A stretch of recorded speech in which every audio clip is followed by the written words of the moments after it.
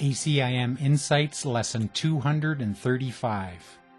God in His mercy wills that I be saved. What God wills is what is true. What God wills is what is real. God is love, and love extends only love. We are all extensions of love, and only this is what is true. This is what is real. As we were created as love, we are still perfect and innocent. This is God's will. We are saved because it is God's will, and what is not God's will cannot exist. Our remembrance of this brings to our awareness the truth that we are love immersed in love. We are safe in love, and this cannot change because only love is real. Illusions of separation from love could never be. This is why we are saved. In truth, we were never lost.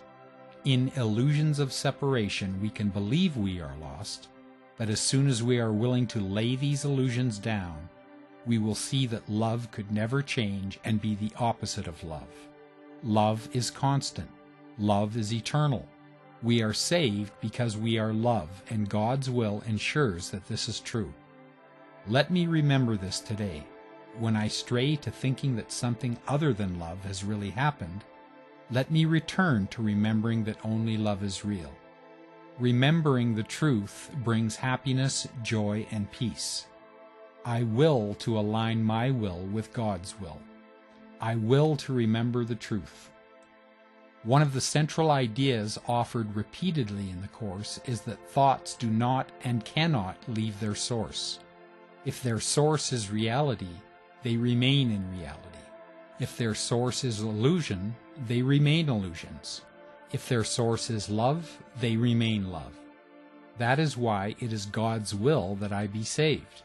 It is simply another way of saying that I cannot leave my source. To be myself, I must remain love as I was created, and which I am still one with. I cannot leave love. God is happiness. I cannot truly leave happiness. I can be unaware of happiness if I believe in illusion of being separate, but happiness still surrounds me and remains what I am. Belief in illusion can make it appear that there is a force opposing the will of God.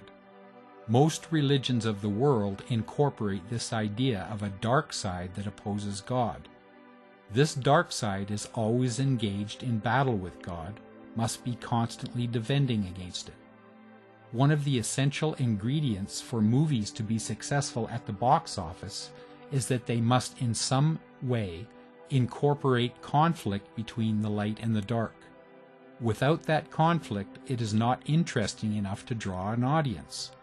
The ego thrives on conflict because conflicts appears to make the dark side real, and so it appears in most religions of the world. I am not aware of any other teaching that says the dark side, the fallen angel, any seeming force opposing God cannot be real.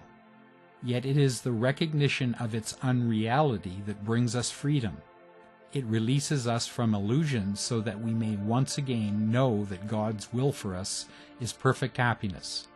We have never and could never leave our source.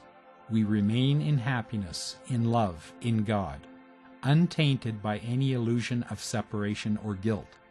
This is so because thoughts leave not their source, and I am grateful that this is so.